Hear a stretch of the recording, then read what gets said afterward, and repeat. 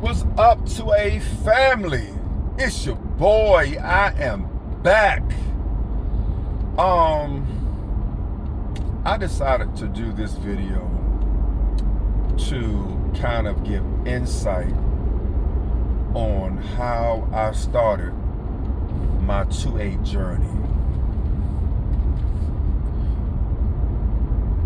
My journey started back in 2020. I really wasn't into firearms all like that. I know I had friends that were, but me, I really was not into firearms, anything like that, until 2020 happened. A lot of chaos, kind of chaotic during that time. A lot of unsurety during the time of 2020. So in my mind, I'm thinking I need to make sure that I have something to protect myself, in the event something crazy happens. Not that I was looking for anything crazy to happen in 2020, but, I wanted to be safe for me and my family. That's first thing. Second reason why I started in 2020 was because my oldest son was shot. He was away in school. He and his friends, they went out to a little party, and they were on their way back home. And so he's at a stoplight rather, and he said he noticed a strange car that pulled up beside him on his side, the driver's side. And so they stopped at a stoplight, and as soon as the light turned green, the guys in the car opened fire on him. It was him. He was in the SUV with a couple, like 3 other people, but he was the only one that got shot. He got shot about 3 times, and he was shot in the back. And that right there was a horrific experience for me and my wife, because when we received that phone call from the police officer that night, it was September 2020. When we received that phone call that our son was shot, I thought the worst. I thought he was dead. I thought he was no longer with us. But then the officer said, well, no, he was able to drive himself to the hospital. So I felt relieved at that point, but I was still anxious. I was angry. I had all kind of emotions running through my body because, that's my son. Never want anything to happen to your kids, man, But when we finally drove 2 hours to where he was in the hospital. We get there. Before we go into the hospital, we see the truck parked in the parking lot with bullet holes in it, windows shattered, and I noticed the blood on the seat. And then I noticed a bullet holes in the seat. And there was one bullet hole that really got under my skin. It did something to me. It was a bullet hole in the headrest. And it was obvious that he was ducking down when he was driving, trying to get away. But looking at the bullet hole in the headrest, if he had sat up and was driving, he would have been struck in the face or possibly in the head. And that right there, it really bothered me because the occupants of that SUV had no way to defend themselves at all. Had no way to defend themselves. And honestly, family, it teed me off because I'm like, these individuals that shot my son and shot up that SUV, they were shooting at people that had no way to defend themselves. Now, I don't condone violence. I'm not a violent person, man. I try to get along with everybody, man. I try to, treat everybody with respect. But at that moment, I saw that they were shooting into a vehicle that the occupants had no way to defend themselves, and that rubbed me the wrong way. I was angry.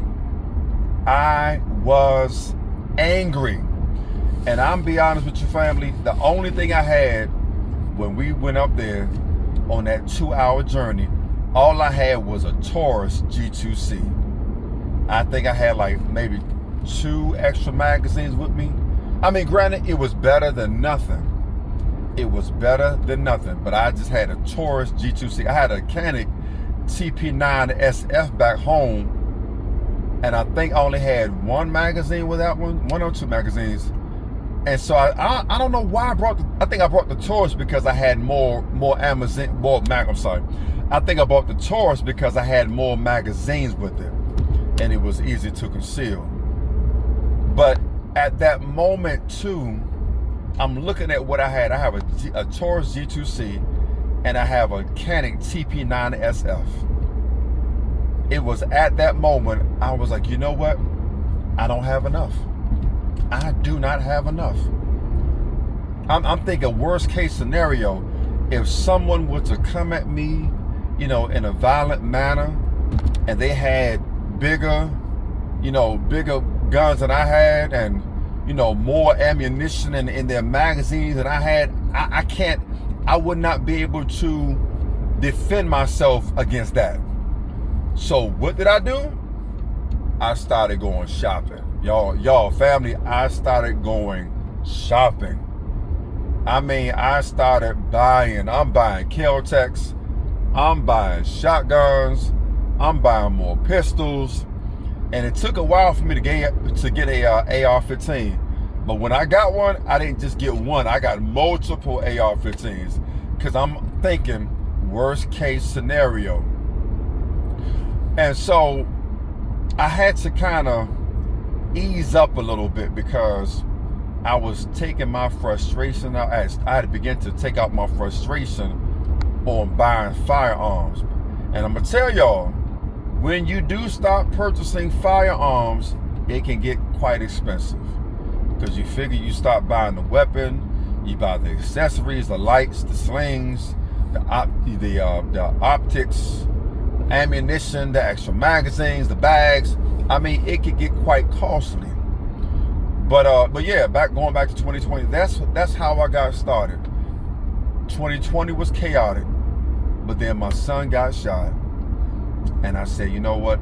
I need to make sure I have what I need to defend myself and my family, because at that time I felt like I didn't have enough, y'all.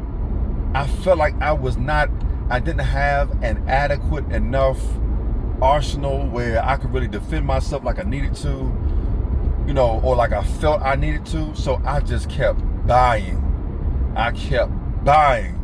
And the more I bought, the more I wanted. And so now I'm better, because I have to be honest with y'all, I had to forgive those guys that shot my son. We never found out who did it. Never found out who shot my son. And there's a part of me that's kind of glad I didn't find out who did it. I'm just being honest with y'all. But it took me a year to finally say, okay, God, I forgive those guys that shot my son. It took me a year. It took me a while to go through that process of all the feelings I had, and trying to figure out, okay, what would I do if I came across them? What would I do? But I came to the point where I said, okay, I forgive them, and I had to let it go. I had to let it go for me. I had to let it go for my family. So yeah, that's how I got started. Now that's 2020. Fast forward to 2026, I'm still buying, but I had to slow down a little bit, y'all, because I'm at a point now where I'm not buying because I feel inadequate. Now I buy because I'm like, you know what? I don't know. I really like firearms. I like the aesthetics of firearms. I like going to the range. I like the characteristics of firearms. I like what they do. I like the different types of ammo. If you have a shotgun, your buckshots. You have an AR. I mean, going back to your shotguns, you have your buckshots, your slugs, your bird shots, steel shots. Man, if you have your AR-15s, you have your 5.56, your 223s. For those, some people have the 308s.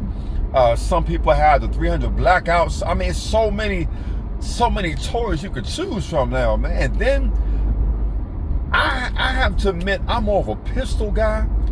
I do have some, quite a few long rifle. Well, I only have a few long rifles and ARPs and PCCs and shotguns. Don't have a whole lot. I don't have as many as some, as far as long rifles and ARPs. But when it comes to pistols, oh man, I'm gonna use a big word. I have a plethora of pistols, just because I think I'm more into pistols than I am long guns and ARPs. But like I said, man, I enjoy like your 45s, your 40 calibers, the 10 mils, 9 mils, your 5.7s. I just enjoy going to the range. I enjoy handling firearms, of course, in a safe manner. But now I purchase because I enjoy the hobby. I enjoy what they do. I enjoy looking at them. I enjoy just handling them, the way they look now, the way they feel in my hand. So now for me, it went from a thing of I don't feel like I have an adequate enough of, weapons in my arsenal to defend me and my family, to now it's okay, I buy just because I enjoy it now. So I wanted to share that with y'all, because I know all of us who are in the 2A community, we have a genesis of how we got started. Some got started because their father was into, firearms. Some got started because they were in the military, like which I served in the military. I was in the Army for 9 years. We were always at the range, and I kind of missed that feeling of hearing that loud noise, that loud bang. I missed that. But yeah, and then some actually got into firearms because of a tragedy, because of abuse, whatever the case may be. You got your start.